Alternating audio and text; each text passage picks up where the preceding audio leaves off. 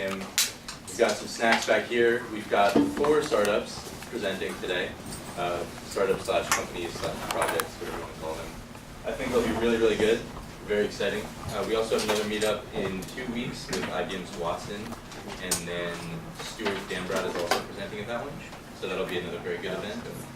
A little bit about myself really quickly. I run this tech meetup. I also have a blog that's around all these future tech, emerging tech topics. Started a few months ago. It's grown very quickly. We're up to about 1 million visitors a month. So if anybody wants to contribute content, has any ideas on how to grow it, my goal is to really create an online community around these topics. I don't think anybody has effectively united everyone to talk about a lot of these technologies that will inevitably change the world. So if anyone wants to contribute, talk about it, or anything at all, please come talk to me. And first we have Russell presenting brain backup, so I'll let him go ahead and take the stage. Now that we only have 4, we're not as pressed for time, so I think we don't need like a timer. I think it's unnecessary to go. And roughly 20 minutes is 25 minutes. And I'll jump in. I think we can. Okay, fantastic. Anyway, so empty seats here. Yeah, there are 2 empty seats. If anybody in the back wants to come. Anyway, it's great to be here. Thanks for coming out. Thanks for Alex for inviting us. And we've been working on brain backups for a little while. The idea behind brain backups is basically downloading the connectome to a hard drive and doing so non-invasively and non-destructively. So the PowerPoint is a little bit different this time.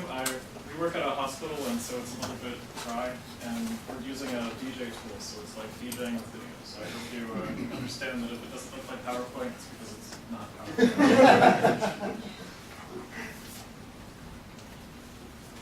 So, the connectome is basically the map of the neural connections in your brain. There are 86 billion neurons in the human brain, with an average of 10,000 synapses between them. And it's like the genome of the brain, except that every cell in your body has a copy of your genome, but you only have one connectome, and it changes as you grow in age and learn. And so the existing methods to study this consist of things like MRI, optical microscopy, electron microscopy, PET imaging, SPECT imaging, just a lot of different imaging modalities.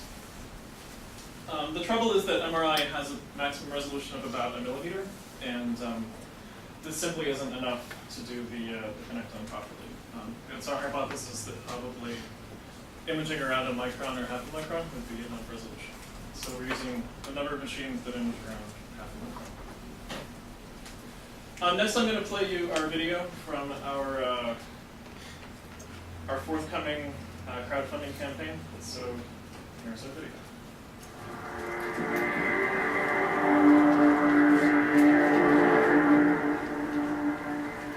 You've probably seen the movies or read in science fiction novels, from The Matrix to Strange Days to Total Recall or The Sixth Day, how next-generation brain interfaces could work in the future.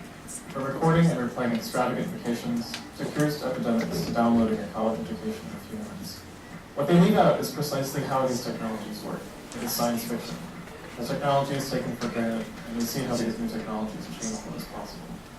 In order to get to the next level where this kind of technology is possible, we need to learn more about how the brain works at high resolution and using new methods that have only recently been discovered. And where new developments are happening all the time. Areas like synthetic biology, nanoengineering, and human genome sequencing. Now is the time to make this a reality. The goal of brain backups is to do non-invasive, non-destructive imaging of brains.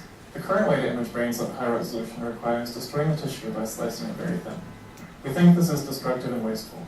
Brain backups is developing these tools to address medical and research problems in neurological disease, to understand memory information, and map the brain at greater resolution without having to destroy the brain, or worse, kill the animal.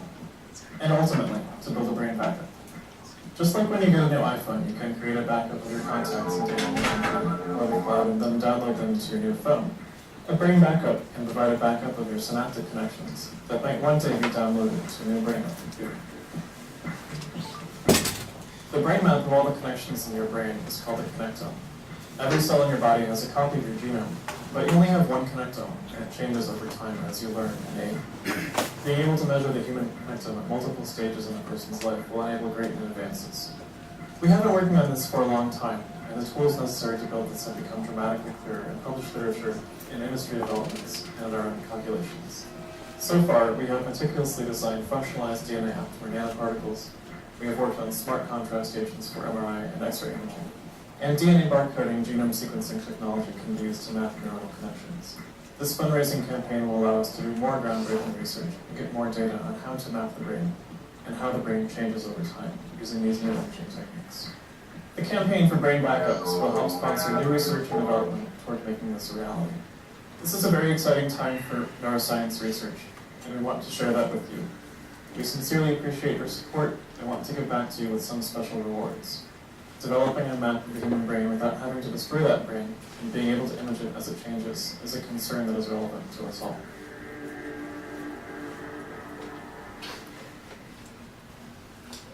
So that was our video. So back when I started working on this project, I was in a neuroscience class at MIT, and I was emailing my professor, how many connections are there in the brain and how much storage would it take? And at the time, if you do a little bit of math, 1 terabyte is so many bytes, so many neurons times so many synapses. It's such a number. You do a little bit of arithmetic, you get 909 terabytes.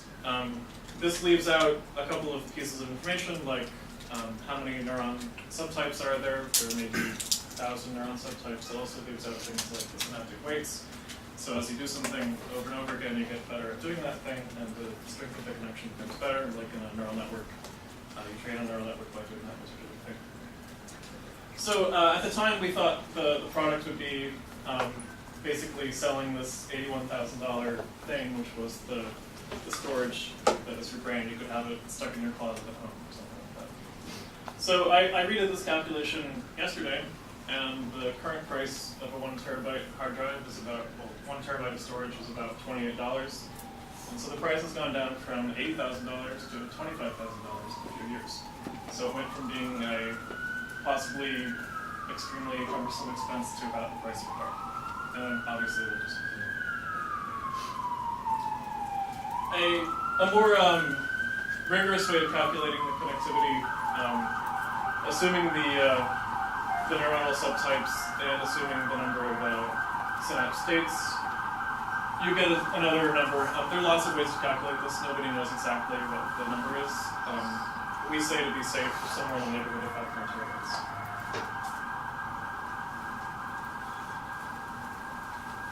This is our snazzy logo. And you may have seen this. This is a work in progress of how people have been able to reconstruct what people see based on MRI data. So what they do is they show people a video and then they scan their brain using an MRI at the same time. Again, they're scanning at about a milliliter resolution. And it's not perfect, but it's kind of a low resolution map of what they've seen. And this was done a couple years ago. Similarly, you can do it with the auditory data. So this is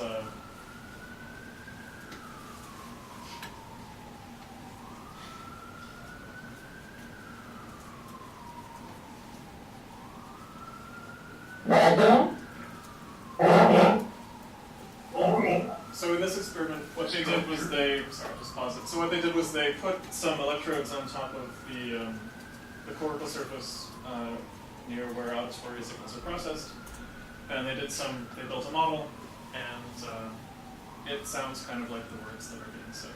And so the point is that as models get better and better and ways of imaging gets better and better. I believe this is the exact number of electrodes they have, so it's only like 8 by 8.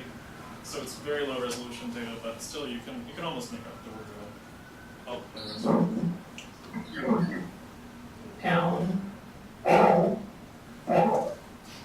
Down. Company. Target. Pencil. Waldo. Alright, you got the idea. So, they just had a couple of words and they figured out what they began with.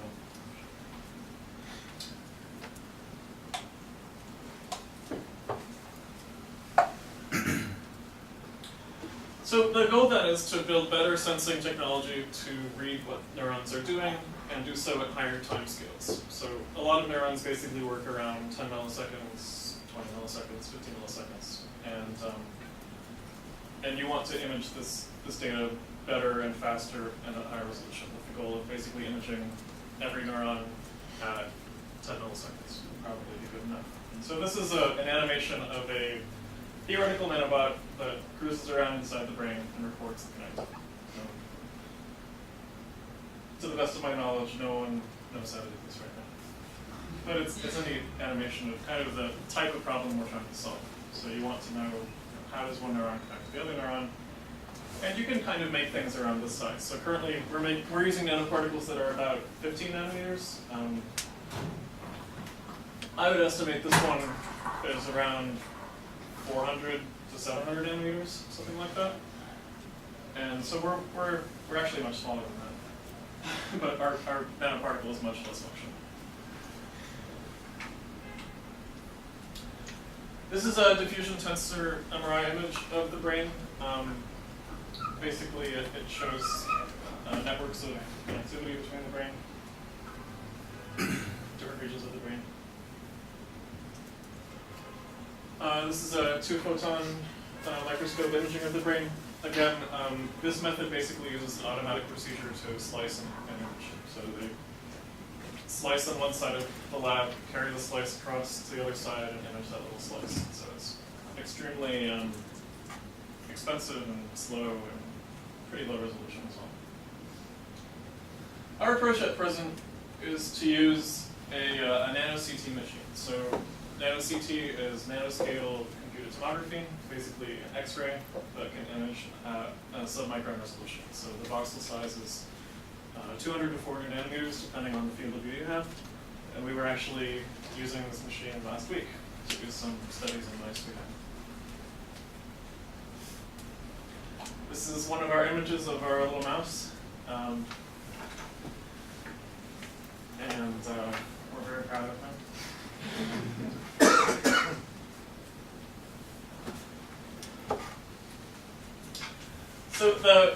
So you know, this is very nice. We have a goal of imaging the brain at this very high resolution, but the fact is it's pretty expensive to do research, and so we are building a company around these different technologies we're building. Our first product is called Aptamark. The basis of Aptamark is a gold nanoparticle with ligands attached to it. These ligands are things like antibodies, aptamers, protected aptamers, RNAs. We could also do peptides. One of the easiest ways to get the nanoparticles inside the brain is using receptor-mediated endocytosis. So basically you use the receptors to get the nanoparticle to the brain. Some current research shows that if you just put insulin on the nanoparticle, you can get about 5% of the injected dose to the brain. That's with a 20 nanometer. So what we're doing is we're building a platform for brain imaging using our technology, and our goal is to get whole brain in vivo imaging at the connected level. Our first product is a Parkinson's diagnostic. Current diagnostics for Parkinson's are very imprecise, 20% false negatives, 24% false positives, and there's a lot of variation within PD as well. There are lots of subtypes that are very difficult to diagnose. 10 million people have PD. It's the 14th leading cause of death. So PD diagnosis and treatment will continue to grow. There are many drugs in development, and the population is aging. The market for PD treatment and diagnostics is about $3 billion, and many business groups believe this is a very big opportunity. This is our development pipeline. We're currently raising a Series A right now. If you want any of the details regarding our products and timeline, just get in touch with me afterwards. We're competing with a number of other diagnostics in this market. So GE has a product called BAT-scan, or dopamine transporter scan, it uses a cocaine analog, and it's labeled with iodine 123 radio label. So this allows for different types of labeling. So on the left is a normal scan, and on the right is an abnormal scan. There are also lots of problems with this particular type of diagnosis. So, Brain Backups wants you. And if you want to get involved with this, let us know.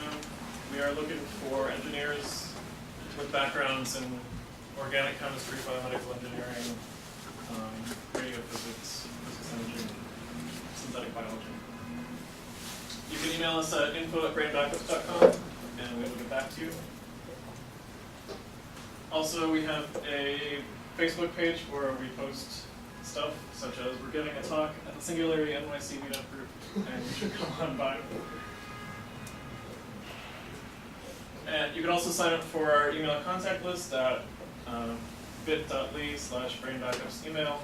There's also a wait list to get your brain backed up, which you should definitely sign up for. And if you want to read some more stuff on the internet, there's a link to an interview we did. That's my talk.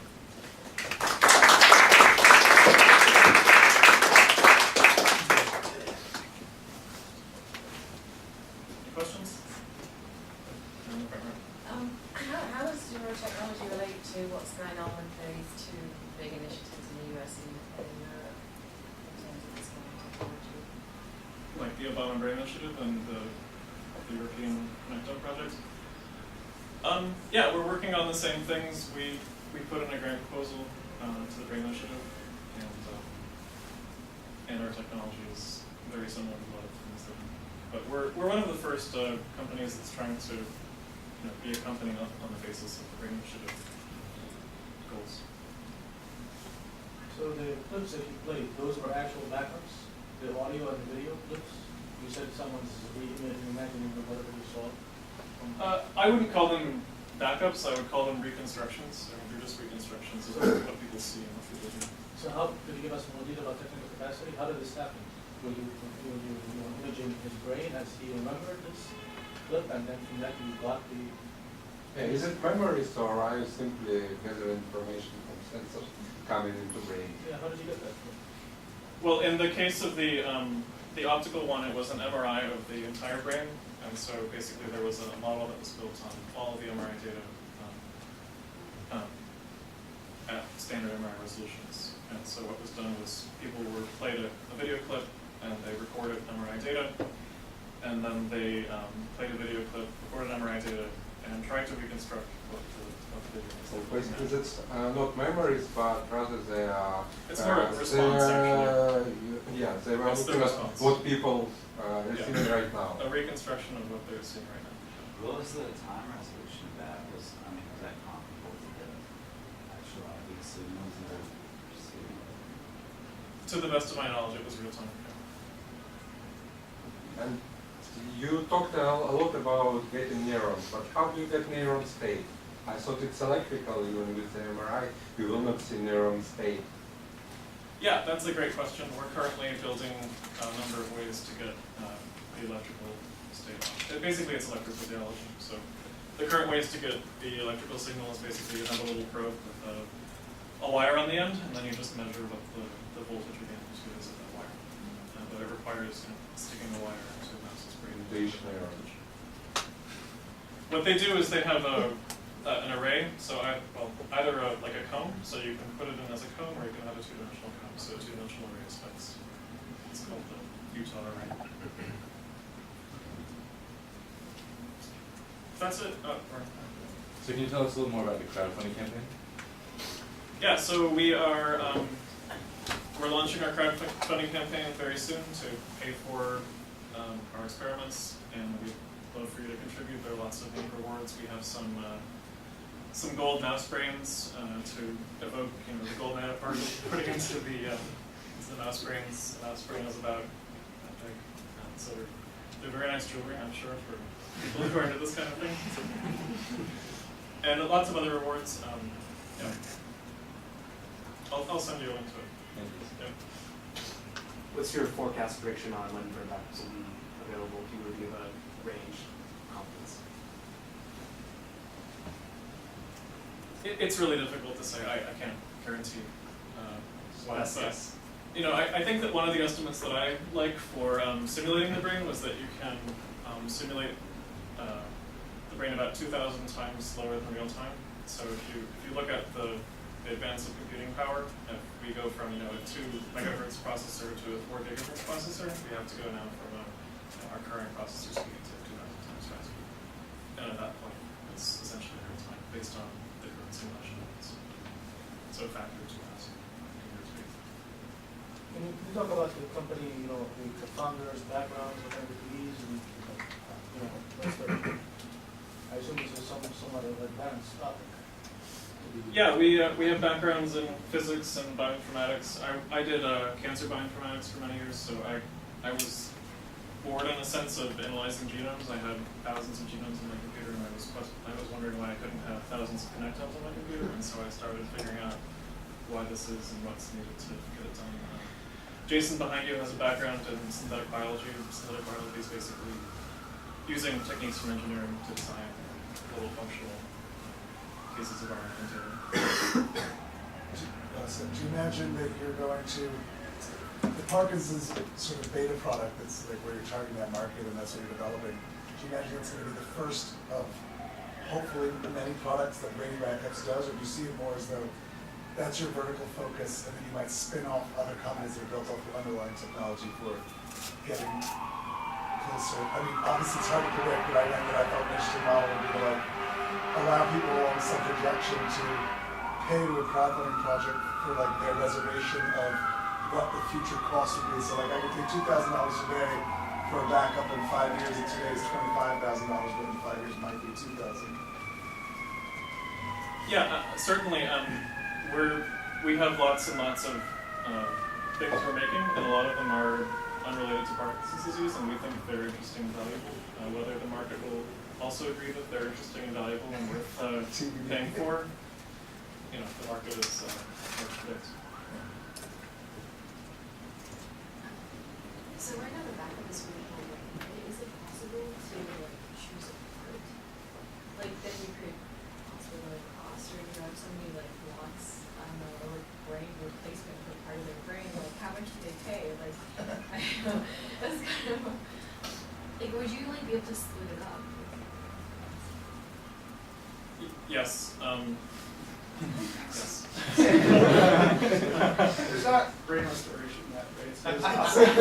There's optogenetics, which has the promise of being able to do that, but you don't have a way to like doing a reprogrammed brain back into your brain. But right? ultimately, though, if you have this information, like what are you going to use the brain to do? You can read memories? Yeah, so you can read your memories and then you can emulate you. Like, So instead of putting your brain back in, you could like make simulations. And so you could exist there until we can. Yeah, there's a question.